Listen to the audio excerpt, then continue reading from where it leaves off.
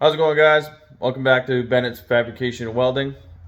Today I'm going to be going over how to repair a garage door slider that is chain driven. This one right behind me above my head. There was a little bracket on the slider itself that was kind of bent when I inherited the garage, and it finally let go the other day when I came home from dinner with the wife. I went to go open the door and it slammed shut in front of me. So I'm going to be fixing that today. I'll show you real quick the bracket here. It was already bent and broken, and the chain goes up, goes around the wheel on the cable here, and then there's a drive wheel up here. There it is. And here is the slider, if I could get it to zoom in. And it was attached right here, and it broke off right there. So basically what I'm going to do is these are plastic sliders. I'm going to end up taking those out. I'm going to grind this little area here, and the bottom slider I'm going to take out as well. It's plastic. And grind this up, shine it up, cut a piece of angle bar, just a piece of scrap. I'm going to shine that up too on the edges, and then I'm actually going to TIG weld it back on, and hopefully it will hold a lot better than what was originally designed, because there was a little tab here and here, here and there that was holding it on, and it just busted off. So that's what I'm going to fix today, and hopefully it's pretty straightforward and it's not that big a deal. All right, I'll be right back. All right, found a piece of scrap. It actually has a hole already drilled in it. This actually came from old bed frame, which is surprisingly not the best material to weld, but there's an abundance of it and it's very cheap. Most of the time I can find it actually free.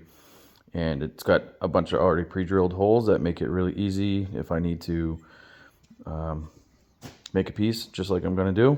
I'm going to cut on each side of that hole, and then I'm going to shine it up and TIG weld it on. All right, I'll be right back. I'm going to cut this off camera. It's kind of hard to cut and record at the same time. Okay, here we are. Cut it out. Cut it a little bit smaller than the width of the slider, so that way I could put some pretty decent weld around it. And when I go to put it on there, the chain's going to come from this way through the hole, and I'm actually going to mount this way so that when it pulls the slider, it will pull against the backside, and I'll have this leg as extra bracing. So that will actually work out really good, really well.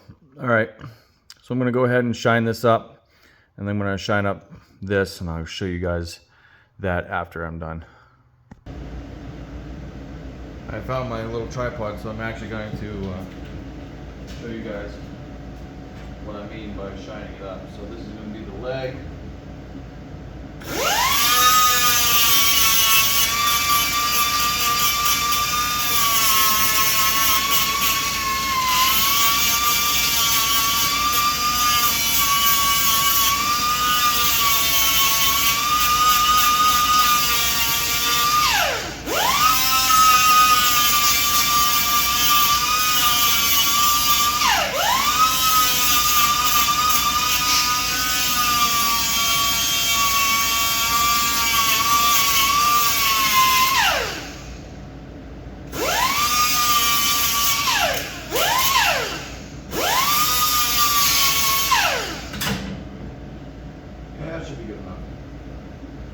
Don't want to spick and span, but I'll show you here in a second.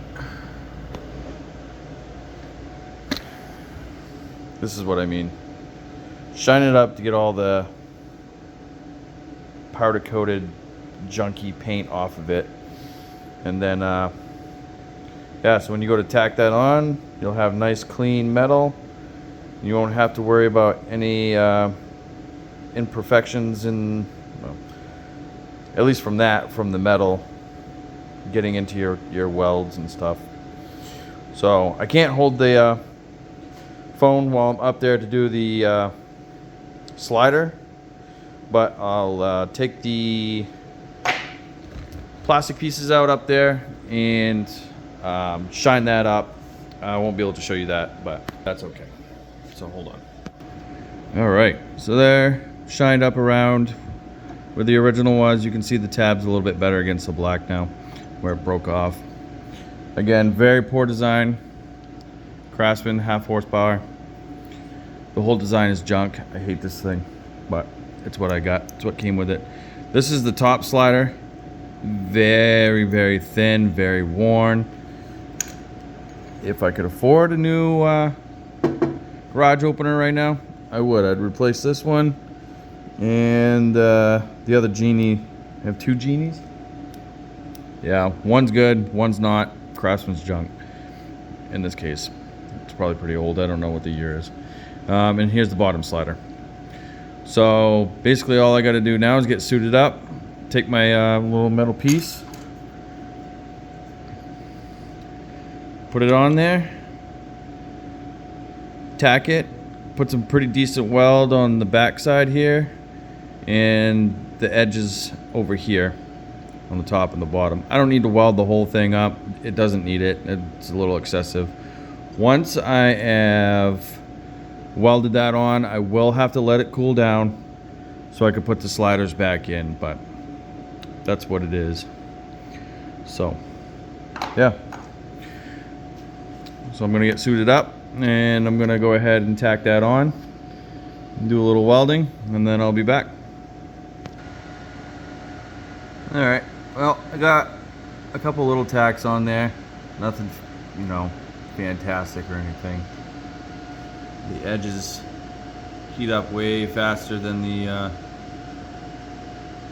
corners on the angle bar, but that's expected. So now that you see that I got a little bit of tacks on there, I'm actually going to take the seat clamp off and put some actual weld on there so it will hold. And then, like I said, I gotta wait for it to cool down after the fact, and then get everything hooked back up, and it should work pretty good. All right, I'll be back in a little bit, guys. All right, guys. The TIG welding did not go really as I had hoped. So I had to bust out the gasless flux core to throw some tacks up there. I had to spot weld it because running a bead would have burned through that and no problem, as I was finding out that the TIG was actually heating it up too much even at a lower amperage. So if you've ever seen those really junky videos on Facebook or Instagram or YouTube where they just squirt the tack, yeah, unfortunately I had to do that here, but that's okay, it'll hold. I don't like doing it that way, but that's just the way the cookie crumbles. So I'm gonna bolt it up, run the wire through the pulley like it's supposed to, run the chain around the gear, run the bolt through there, tighten it up, make sure the tension is nice and tight.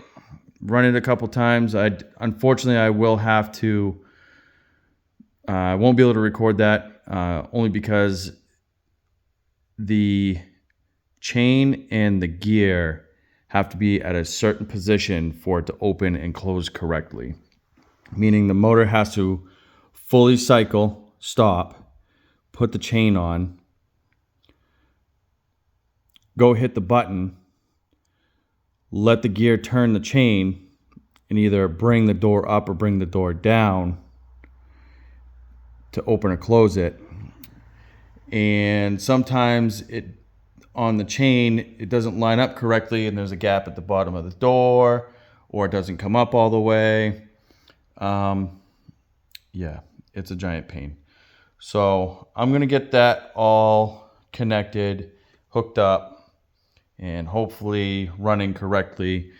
And yeah, I gotta make sure that this is cool before I put the sliders back in. So I'm gonna run the compressor for a little bit with some air and cool it down. So once I get everything hooked back up, I'll come back and I'll show you guys. Hopefully the door will be in the right position on the chain and everything. All right. All right, guys, I'm back. Little snafu. I didn't take into account where the original bracket was. It was a lot closer. It was probably about at the end of this. And yeah, unfortunately, I gotta take this, cut it off, and move it up here because I am about that short from the bolt going through the hole, because it's got to go around that wheel and then it's got to go all the way back down and around that gear down there, and I can't do that with it being there. So unfortunately now I got to cut that off, move it here, and re-weld that here. It is what it is. Oh well, live and you learn. But all right, so I'm gonna go ahead and do all that, and I'll be back in a little bit. All right, that only took like a couple minutes. Same thing, had to spot weld it, cut it off with the cutoff wheel, but there it is, all fixed in the right position. Now I'll wait for it to cool so I can put the sliders back in it and then go from there. But I'm gonna get everything hooked back up and put the sliders in, adjust it, do all that stuff like I said before. So, be right back. There, what a small pain in the butt. Definitely had its ups and downs.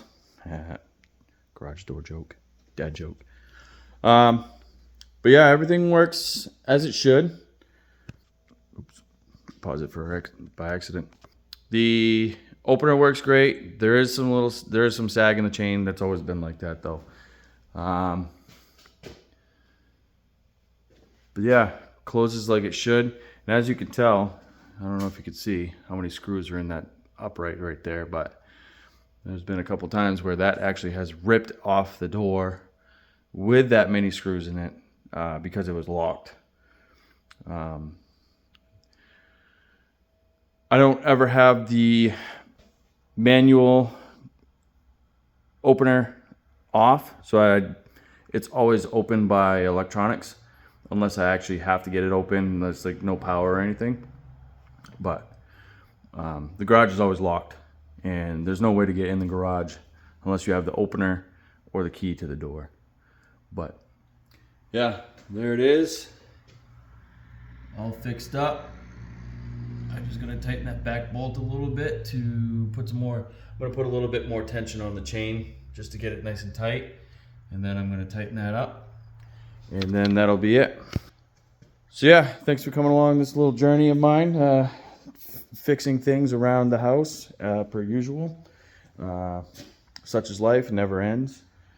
Definitely for me here at my home of business. So yeah, thank you guys for watching, and I hope you enjoyed the video.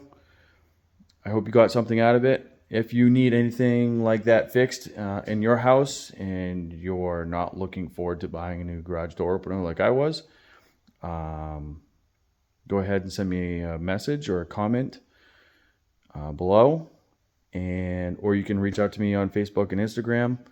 Bennett's Fabrication Welding on Facebook, Bennett's Fabrication Welding on Instagram, and same for this channel, Bennett's Fabrication Welding. But yeah, thanks for watching, guys. Have a good one, and I'll see you next time.